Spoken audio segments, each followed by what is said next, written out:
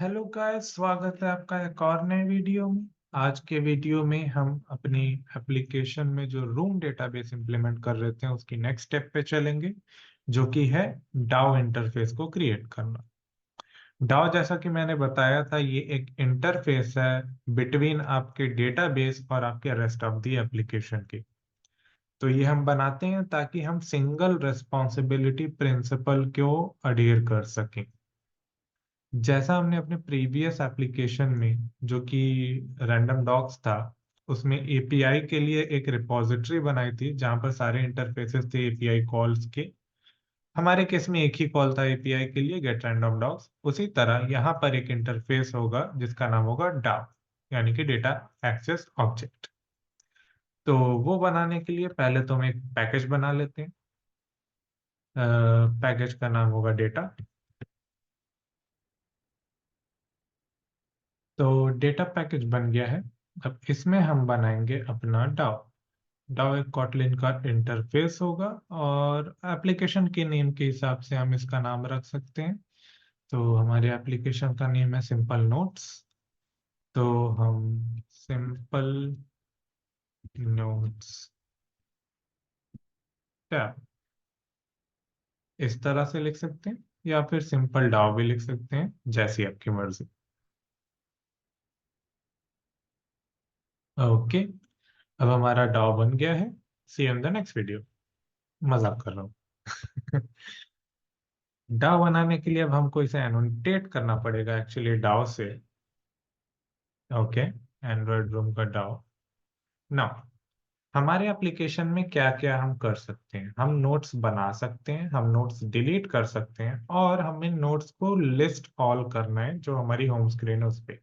तीन चीजें हमें करनी है। तो पहला हमारा है इंसर्ट करना। तो इंसर्ट करने के लिए हम लिखेंगे इंसर्ट, ऑब्वियसली, एंड्रॉयड रूम की। और इसमें एक पैरामीटर पास करना होता है, ऑन कॉन्फ्लिक्ट स्ट्रेटेजी। ये क्या है ना कि अगर आप एक ही जो ऑलरेडी एग्जिस्टिंग टपल है, गलती से उस पे आप इंसर्ट करने के लिए डीबी कॉल भेज देते हो, तो उस केस में क्या करना चाहिए? तो वो हम चाहते हैं कि वो वाला कॉल इग्नोर हो जाए, या हम उसे रिप्लेस कर सकते हैं जैसा आप चाहो। हमारे केस में हमारा एप्लीकेशन में ऐसा कोई भी तरीका नहीं है कि गलती से भी यहाँ पर कॉन्फ्लिक्ट क्रिएट हो, इसलिए हम इग्नोर लिख देते हैं। जब multiple different part of the application से एक ही डीबी को कॉल जारी होती है, तो चांसेस होते हैं इस तरह की कॉन्फ्लिक्ट्स क्रिएट होने की। ओके, तो ये एक सस्पेंड फंक्शन होगा, एंड ऑब्वियसली इसका नाम होगा इंसर्ट। और हम क्या इंसर्ट कर रहे हैं? नोट। तो नोट, एंड इसको हम प्रोवाइड करेंगे एक नोट, तो उस लिए हम यहाँ पे लिखेंगे नोट। नोट जो हमने बनाया डेटा टाइप वो। अब इंसर्ट करने के बाद हमें कुछ क्या कहते हैं, रिटर्न करने की जरूरत नहीं, तो वैसे ही छोड़ देंगे। तो इंसर्ट हमने कर दिया। नेक्स्ट चीज जो हम इसमें कर सकते हैं वो है डिलीट। तो हम डिलीट करते हैं डिलीट कमांड। तो डिलीट से हमने एनोटेट कर दिया है। अब डिलीट करने के लिए हमें प्रोवाइड करना पड़ेगा कि हम क्या डिलीट करना चाहते हैं। तो हम ऑब्वियसली एक नोट को डिलीट करना चाहते हैं। अब वो नोट क्या है वो हम एज अ पैरामीटर पास कर देंगे। तो ये हमने डिलीट बना दिया। नाउ, रीड ऑल आइटम्स करने के लिए थोड़ा डिफरेंट तरीका है। अगर आपने सीक्वल पढ़ा होगा तो उसमें आप क्वेरी लिखते हैं, select all from what ever table. तो वही चीज हम यहाँ पर करेंगे ऐड क्वेरी एनोटेशन से। ये रही।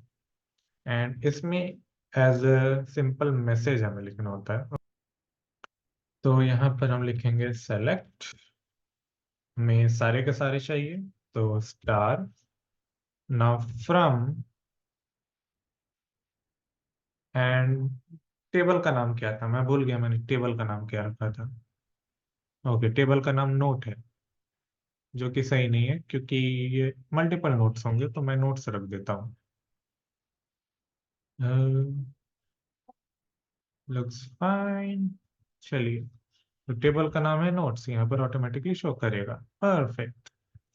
ना, इस केस में भी एक सस्पेंड फंक्शन होगा। हाँ, फंक्शंस काफी सस्पेंड हो रहे हैं। तो हमें चाहिए रीड या फिर get all notes. Get all notes में हमें कुछ पैरामीटर देने की जरूरत नहीं है, बट हमें कुछ रिटर्न में चाहिए। तो रिटर्न में हम फ्लो यूज करेंगे। फ्लो हमें कौन वाला यूज करना है? कोरूटीन्स वाला ऑब्वियसली।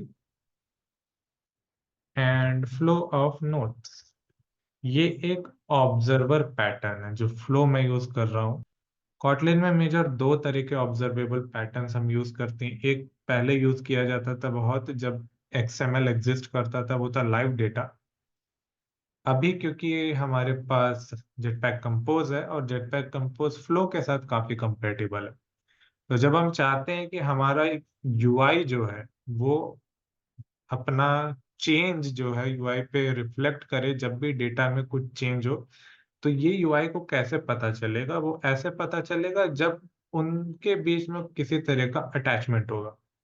तो फ्लो का यूज करके हम किसी भी तरह के डेटा सोर्स को अपने UI से इस तरीके से अटैच कर देते हैं कि UI उस डेटा को देखता रहता है, ऑब्जर्व करता रहता है। अगर उसमें उसे कुछ चेंज दिखता है तो वो उस चेंज के अकॉर्डिंग अपने आप में उस चेंज को रिफ्लेक्ट कर देता है। ओके, तो हमारा इंसर्ट हो गया, डिलीट हो गया एंड गेट ऑल नोट्स हो गई। हम्म हमारे गेट ऑल नोट्स फंक्शन के लिए हमें सस्पेंड लगाने की जरूरत नहीं है। वो इसलिए क्योंकि जब आप इंसर्ट कर रहे हो या डिलीट कर रहे हो तो आप कुछ बैकएंड में कर रहे हो, और उसके वजह से आप नहीं चाहते कि आपका जो UI का थ्रेड है ब्लॉक हो, इसलिए आप सस्पेंड कर रहे हैं। बट गेट करते समय हमें एक्चुअली चेंजेस UI पे ही करने हैं, तो वो UI थ्रेड ब्लॉक करने की बात ही नहीं आती है, वो UI थ्रेड पे ही काम करेगा ही। इसीलिए वहां पर सस्पेंड लगाने की कोई जरूरत नहीं। तो हमारे सिंपल नोट्स एप्लीकेशन का डायो तैयार है। नेक्स्ट वीडियो में हम अपना डेटाबेस की इम्प्लीमेंटेशंस को इम्प्लीमेंट करेंगे, जो डेटाबेस का क्लास है उसे। तो मिलते हैं अगले वीडियो में। See you in the next one.